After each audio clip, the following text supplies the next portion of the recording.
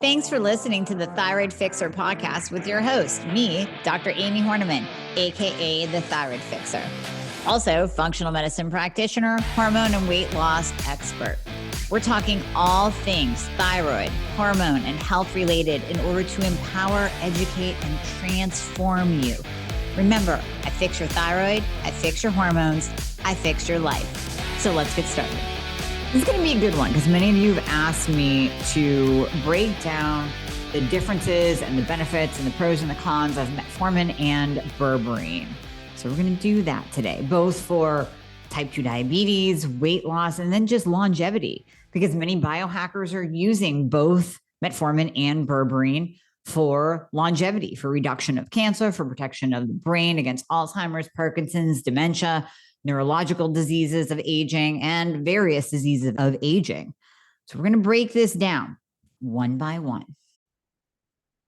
So this is going to be a game changer for you, and you can probably hear the excitement in my voice.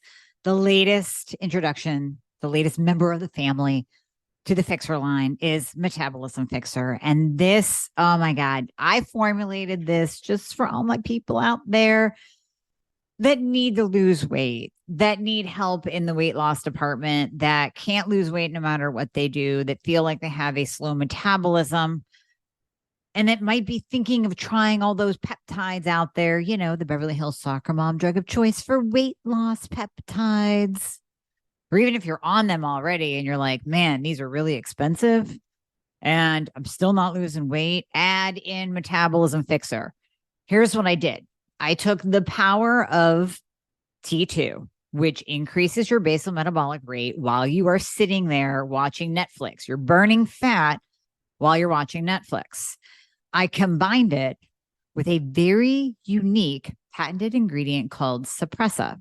Suppressa has multiple clinical trials backing its efficacy in reducing your appetite, decreasing snacking, and providing way more control over your food intake.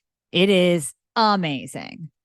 We also see improved emotional well-being, just decreased food cravings all around, reduced hunger, and weight management.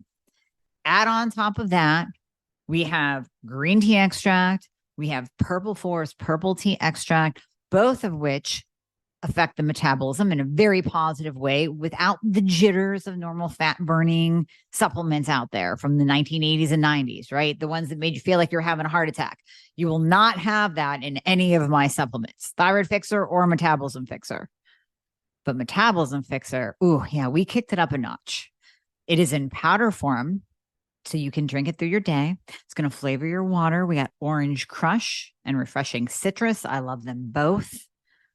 It is going to keep you under control all day long. So you throw a couple scoops in your water bottle in the morning, throw a scoop or two in your water bottle throughout the day. You will have fat burning and appetite control the entire day for what? An eighth of a price of the peptides? Oh my God, you can't go wrong. So grab some Metabolism Fixxr today. Please let me know how you do on it. I am super excited for you. Super excited. Now, Metformin, the biggest difference, right? Metformin is a prescription. And it came to market in 1984. It was researched since 1922, I believe, is when the research started on Metformin. And Berberine actually dates back to 3000 BC. Used in various Chinese medicine because of its strong antioxidant properties, anti-inflammatory properties. And many have said that berberine actually acts like an antibiotic, killing a variety of different things in the body, but without the antibiotic resistant effect and without the gut destroying effect of most antibiotics. That's just the basic difference between berberine and metformin, kind of the obvious difference, but I wanted to give you the history as well. Now, when we're talking about both berberine and metformin, they do very similar things on many different levels. So let's talk about the similarities first. Both of them are used for type 2 diabetes. Both of them improve insulin sensitivity. So you know when you are insulin resistant or you are a full-blown type 2 diabetic, you have resistance at the cell level for insulin actually getting into the cell. And with insulin pushing nutrients and glucose into the cell, into the muscle cell specifically, you are lowering the glucose in the bloodstream. So becoming more insulin sensitive is key so that you don't have elevated levels of blood sugar, of glucose in your bloodstream at any given point of time. And also you don't want elevated levels of insulin because insulin is the fat storage hormone. Insulin is very, very inflammatory. While we do need some insulin, and we definitely need it to survive, we don't want too much of it because then you aren't in that constant fat storage mode. We don't want that. We want insulin levels below a 6. We want your A1C between a 4.8 and a 5.2. And your glucose in a fasted state, or if you're testing with a CGM through the day, we definitely want that between really 80 to 85, and all the way up to 120 post-meal. So what we want to do is keep that glucose from elevating to, let's say, 180, 200. Some of you who are diabetic go well over 200. We want to keep that in that perfect range. And both metformin and berberine help the body to do that. Both of them actually improve mitochondrial function. So we see the autophagy aspect of berberine and metformin, where it helps to clear out zombie cells. It increases telomere length, although we don't have a really accurate test for telomere length, but it has been hypothesized that, and this is why it's used for longevity and biohacking. Both of them are used for longevity and biohacking because you are activating autophagy, which is clearing out dead cells. Both of them activate AMPK. So your AMPK pathway will help to block gluconeogenesis in the liver. And by activating AMPK, you're actually getting a little bit of improvement of energy. That's very similar to what I talk about with thyroid Fixxr and T2. We're activating the mitochondria. We're actually having effect on the mitochondria. And that is more ATP production, which increases energy. But when you activate the AMPK pathway, you're also improving longevity, gluconeogenesis. You're improving your insulin sensitivity and thus improving energy levels and better stability of your energy because your glucose is not on a roller coaster. It's not going up and down. We talked about blood sugar. Both have been touted to help with an increase in short chain fatty acids in the gut. Now, when we're looking at both berberine and metformin, metformin has about a 30%, what would you call it? Just no can do, can't go there rate of people who just cannot tolerate the gastrointestinal side effects of metformin. Berberine has more of a 10% rate. So many of you may have tried berberine. You might be out there thinking, oh my gosh, I tried it and I got the loose stools and I got the nausea and I got the diarrhea. That's really only at about 10% with berberine. It's about 30% with metformin. But here's the thing. Both of them do improve gut health. And both of them will increase short chain fatty acids in the gut and improve butyrate production. So those of you who have done a GI map, maybe you know that you're low in butyrate. Berberine and metformin both improve that.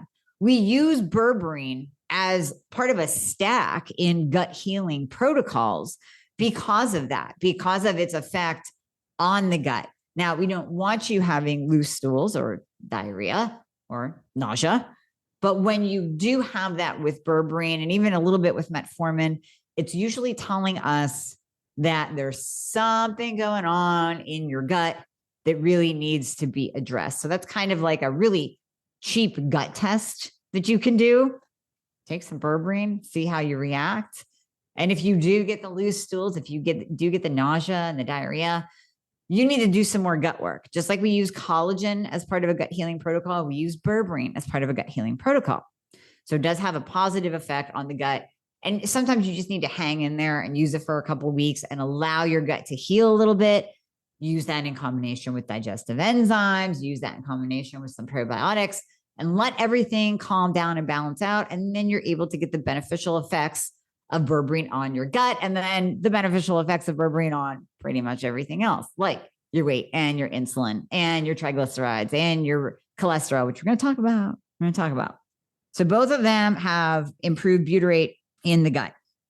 Now, here's one difference with berberine. And I know I'm bouncing back and forth, so try to keep this straight. You may have to re-listen to it, take some notes. One benefit with berberine, like I said, berberine and metformin both activate the AMPK pathway. But berberine also, in addition to activating the AMPK pathway, it activates an enzyme called P38. When both are activated at the same time, it has an effect to lower pro-inflammatory enzymes in the body. So it lowers oxidative stress, it reduces inflammation, and it reduces cell division at the cancer level. So this is where we start to hear in the biohacking community that people are using it to prevent cancer. And actually, some studies with berberine show that using berberine in patients with any type of cancer or who are genetically predisposed or prone to cancer, they've had cancer in their family, they have had it in their past, which now they're in remission, that there is a preventative aspect with berberine and cancer. Now, with metformin, and here's my thought process on that, because cancer feeds on sugar, we know that cancer cells, so when we're doing a PET scan and checking for cancer, what do they put in you? A glucose, basically dye serum, because the glucose will go to the cancer cell. If you picture the cancer cell like a little Pac-Man that is really, really hungry for sugar, then that sugar naturally goes to the Pac-Man cancer cell and lights it up. Cancer feeds on sugar. That is why when we lower insulin and we lower glucose, you have a reduction in your risk of cancer. Makes sense. Totally makes sense. So I think that that would be kind of across the board with either of them, metformin or berberine, but you're getting both the insulin sensitizing effect and the glucose lowering effect from both berberine and metformin. One drug, one supplement. One problem with metformin, and we're going to get into a study that shows this. One problem with it, and I've heard this in a couple different circles, so I decided to look into it. And there's a couple studies that we're going to put in the show notes so you can see the difference of what we see with berberine and exercise versus metformin and exercise. Metformin lowers IGF-1, which is insulin-like growth factor. So for those of us looking to put on muscle, this is going to work against you. And there was a study done with metformin and exercise, and they did metformin and circuit training, which involves some weight training. They also looked at metformin and cardiovascular aerobic exercise. And they found in both studies, and it's a little bit of a weak study. So for those of you who really like to dive into studies and pick them apart, it's a little bit of a weak study, but both of them showed a reduction in the benefit or almost an elimination of the benefits of exercise when you're taking metformin. So whether you're trying to put on muscle, and let me back up. With the IGF-1, we want that insulin-like growth factor because we want an adequate amount of growth hormone. Growth hormone is your anti-aging hormone. So when I'm talking about Tonkat Ali, when I'm talking about hormone Fixxr, right? I'm always talking about how that Tonkat Ali improves growth hormone, and that starts to decline after the age of 30. Growth hormone, we can reflect back to Suzanne Summers and her books. Remember, anybody read those back in, 2005? I don't know when they came out, but that's when I dove into all her books. And she was talking about growth hormone and how this is so beneficial. And, I'm in my 20s back then, I don't know, maybe 30. And I'm thinking about this and I'm thinking, well, I don't need to worry about that right now. I'm good because I'm still young. Well, sure as hell, as you start to age, you really see and feel that growth hormone decline as your skin begins to wrinkle, as your exercise recovery starts to go down, as you start to put on more body fat and you start to lose muscle. So the last thing we want to do as we age is do anything that's going to lower our IGF-1. So that is one downside of metformin. Now, I diverted there. Let me tie this into the metformin and exercise study. So metformin has been shown to cancel the effects of exercise. And on the flip side, berberine enhances the effect of both weight training, circuit training, and cardiovascular exercise. So one study showed that taking berberine with exercise, it improved the effects of the exercise itself. It also improved cholesterol levels. It reduced triglycerides. It increased HDL. It lowered LDL, lowered total cholesterol. Of course, we don't want to lower it too much because you need that for testosterone, your GSD hormone. It reduced or improved insulin sensitivity, reduced blood sugar, reduced blood glucose, like we talked about earlier. It lowered HSCRP levels as well. This is berberine done with exercise. CRP, C-reactive protein. I've been seeing this elevated. It's a marker of inflammation. It's directly tied to cardiovascular disease. I've been seeing this elevated in a lot of you because a lot of you have gotten a certain something over the last 2 years. And I'm pausing, trying to find the words to not get kicked off of every platform in the world. But let's just say that something that you might have chose to get is elevating CRP levels through the roof. We're seeing huge markers of inflammation in the body. We're seeing a decrease in the immune system in the body. So you might want to even toss in some berberine because it's going to lower. I didn't even know this until I looked up the studies. It's going to lower your C-reactive protein. So bonus. And it did all of this compared to those. They actually did a comparison to those just taking berberine, not exercising, and those just exercising, but not taking berberine. So they showed that both of those combined, berberine and exercise combined, work very well together. That's where you get the huge improvements in cholesterol, in your insulin, in your CRP across the board. And you get an enhanced effect of the exercise itself. Now, one thing that I also have heard when we're talking about using metformin and exercise, and I'm trying to find it in the study, which is why I'm pausing here. It's not in this study particularly, but actually I was talking to a colleague and we were talking about using metformin and berberine for longevity. And he even mentioned, make sure you don't take the metformin before you exercise because you are inhibiting the mTOR pathway. And inhibiting mTOR is good for longevity. And there's a huge debate. I mean, you can look up mTOR and you will see half of the people talking about why you want to activate it and half of the people talking about why you want to suppress it. But from a muscle building standpoint, you want to build that sexy lean muscle. Inhibiting mTOR is not necessarily good. It's great for longevity, just like caloric restriction gives you longer life and gives you more longevity, quote unquote. But what about living your best life, looking your best, performing your best, feeling your best with the days that you have? I always say I would rather live to 75 and be feeling great and be aesthetically great and looking young and anti-aging than try to push it to 85 but be a string bean or be overweight because I'm inhibiting mTOR and I can't build muscle and I'm taking the metformin before my workout and I'm negating the effects of exercise and I'm not putting on the muscle because I'm lowering my growth hormone. Now, I should have prefaced this in the very beginning, but I'll say it now. Telling you that I do use metformin. I am prescribed metformin because I have or had, I don't even know what you can say at the age of 48. Do I still have PCOS? I had it. I was diagnosed with it. I had it. I had the insulin resistance. I had the whole thing. No, I didn't go on birth control to fix my PCOS, nor should you. Went on metformin because when you lower the insulin, then everything starts to come back. Your cycles start to come back. Your androgens, if that is an elevated level, start to balance out more. So everything starts to work really well when you lower that insulin.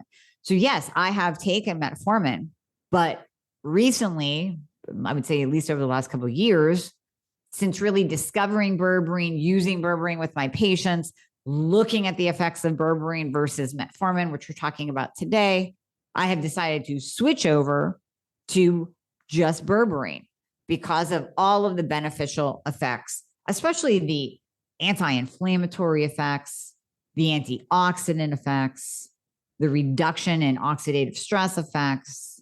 You kind of can't go wrong with berberine. Whereas with metformin, I don't know.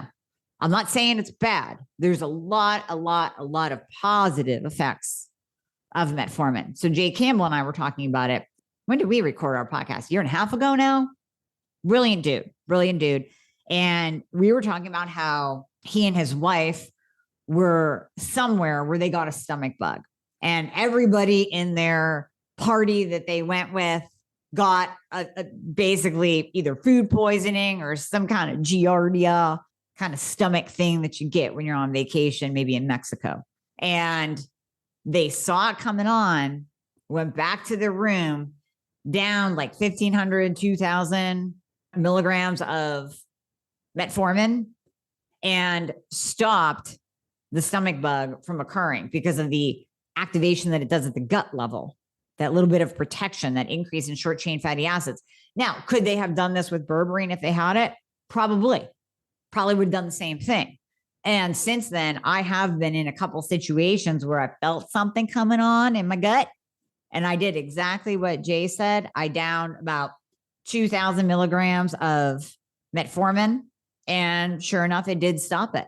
So there are definite benefits to metformin, but they seem to cross over into berberine. Now, I have a study published that I wrote up with a colleague of mine. It was my patient. I love referring to this because it's just so, just touches my heart.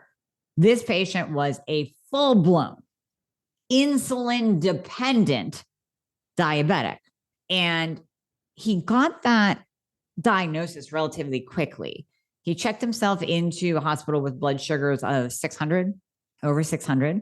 So they immediately put him on insulin and metformin.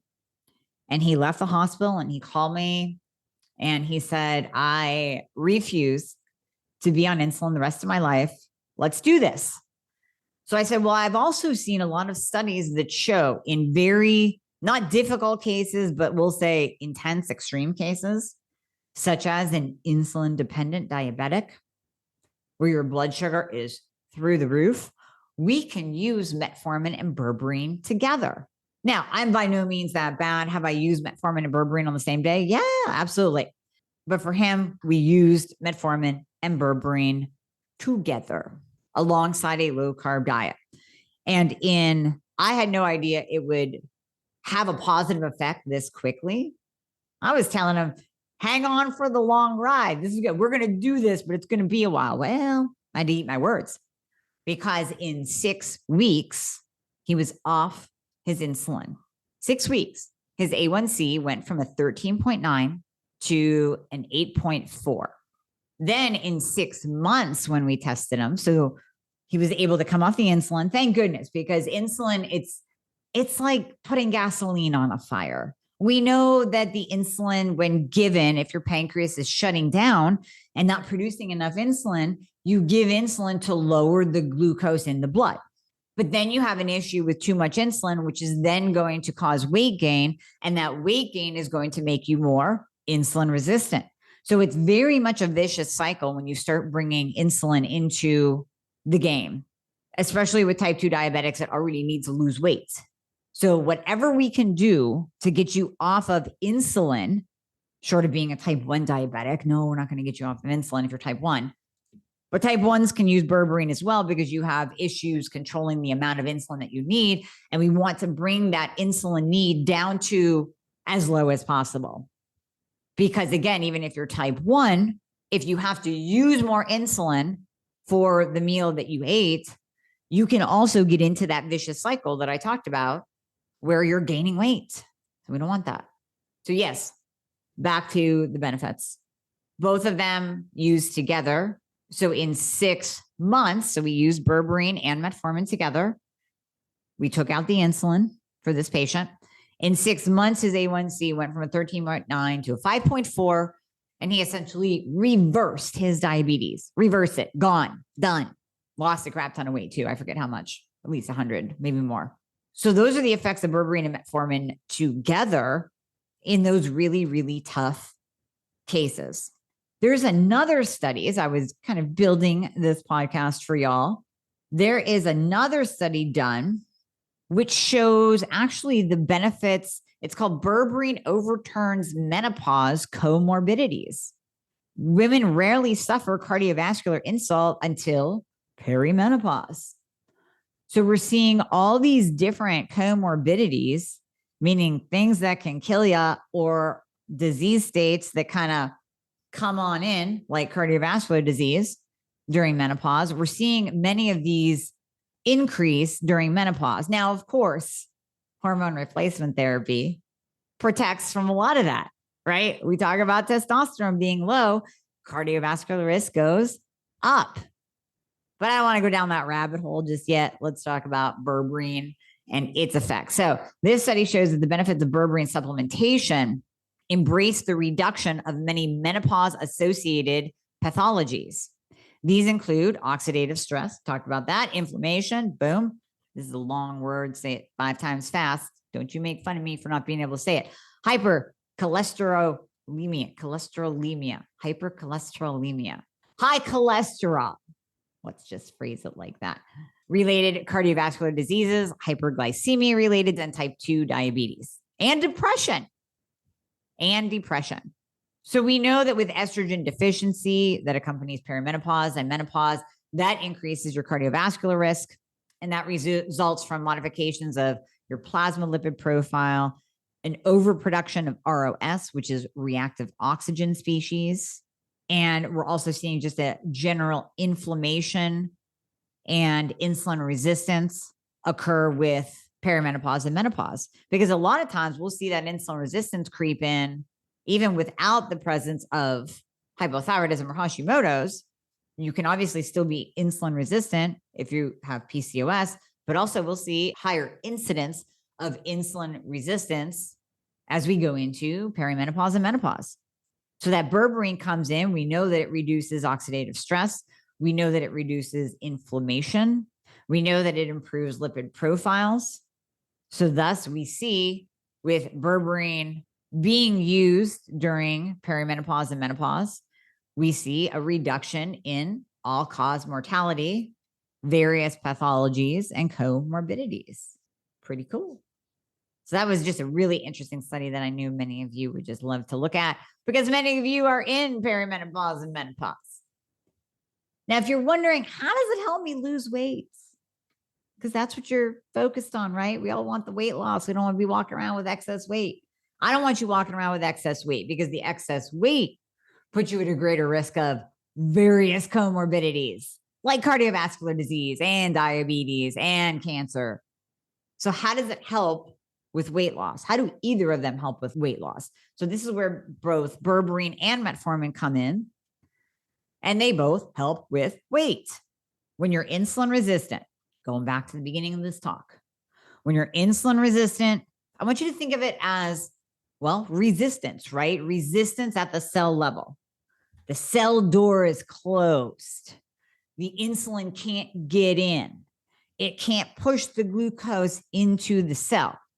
When you have that resistant state, and let's say your pancreas is pumping out more insulin than what the body can handle, when you're in that insulin resistant state, like I said earlier, insulin is the fat storage hormone, and it will literally cause the body to grab the food that you're eating, store it as fat, store it as fat, store it as fat. That's why we don't want to see elevated insulin levels. That's why I tell you to check your blood and look at the fasting insulin, because you want that below a 6.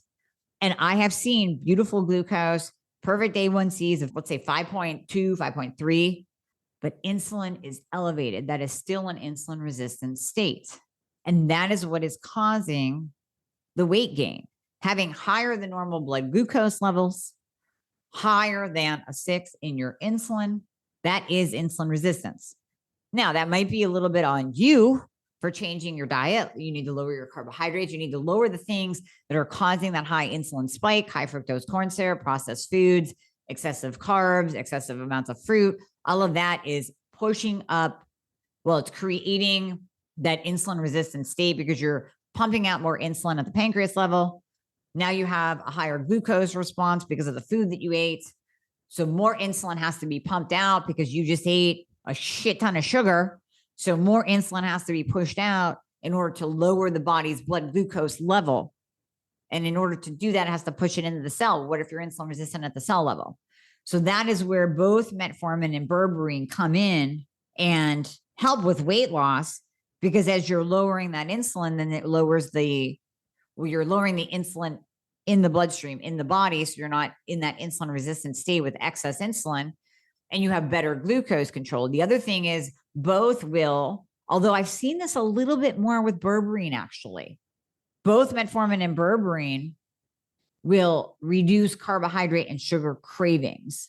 So we can see a reduction in appetite, although that is a little bit, we'll say, far-fetched.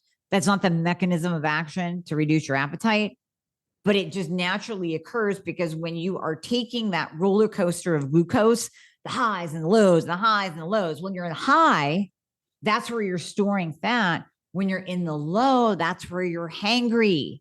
That's where you're craving. That is where your body literally says, Mary, go to the vending machine, go to the pantry and eat your kids' Chips Ahoy, and maybe grab some pretzels while you're at it. That is your body screaming at you to get your blood sugar back up to a normal range, baseline. But what do? We grab the Chips Ahoy and then we go super high again. And now you're just on this vicious roller coaster, up and down all day. You're hangry, you're hypoglycemic, you're eating food you shouldn't, and you're storing fat like crazy. So if we can balance that out and create more of a wave-like pattern rather than a roller coaster pattern, your body can then tap into your fat stores because you got the fat on your body and that's energy, and your body can tap into the fat stores for fuel.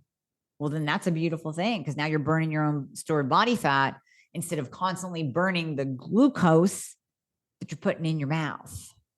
And this is where the low carb diet aspect comes in.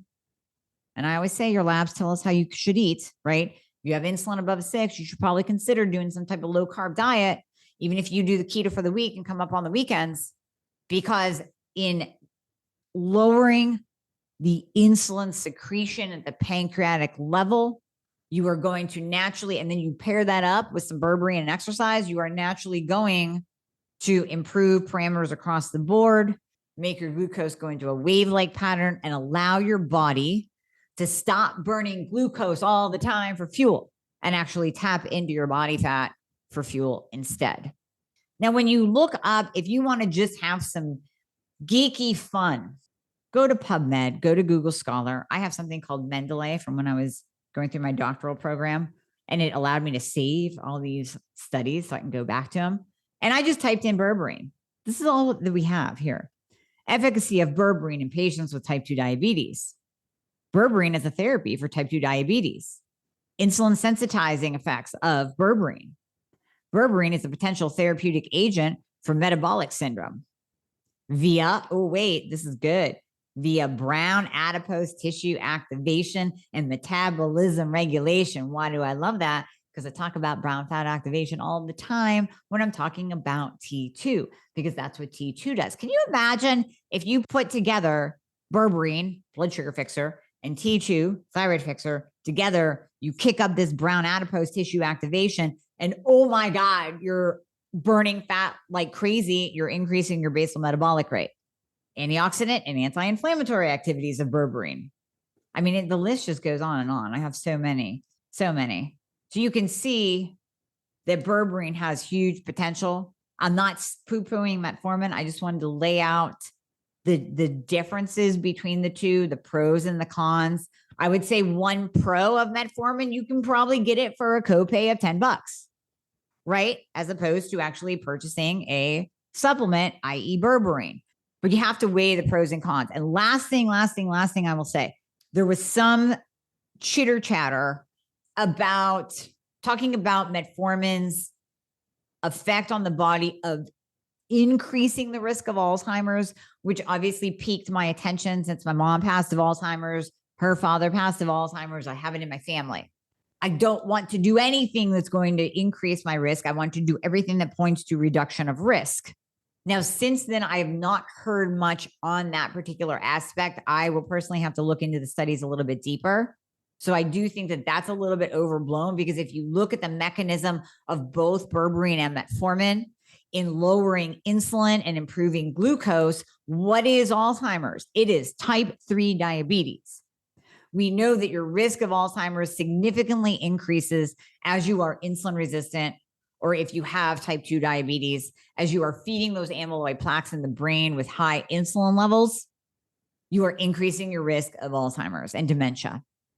So if both metformin and berberine lower that, I would say that both of them decrease your risk. I would, like I said, I've only heard talk. I haven't seen a study on it, but I wanted to present that in case you have also heard some chatter about metformin increasing your risk of Alzheimer's. So we put the exercise studies in the show notes if you want to geek out on that. Like I said, go to PubMed, go to Google Scholar, type in berberine and see what comes up. You're going to find a ton. All right, hope that clarifies a lot for you. Hey guys, thank you so much for listening to the podcast. I hope you loved it. And as always, if you would be so kind to leave a review if you are listening on Apple Podcasts, that would be absolutely amazing. I read all of them. Also, anything that you hear on this podcast is not intended to diagnose or treat any kind of medical condition. So we always recommend that you check with your medical provider, your doctor, your nurse practitioner before implementing anything that you hear on this podcast. And if you want to find out more about working together, you can click the link below in the show notes to book a discovery call. And there you'll be talking to a member of my team. They are an extension of me. They are amazing. And you and I will talk after that once we get you all signed up and you and I get to work together. All right. I hope to see you soon.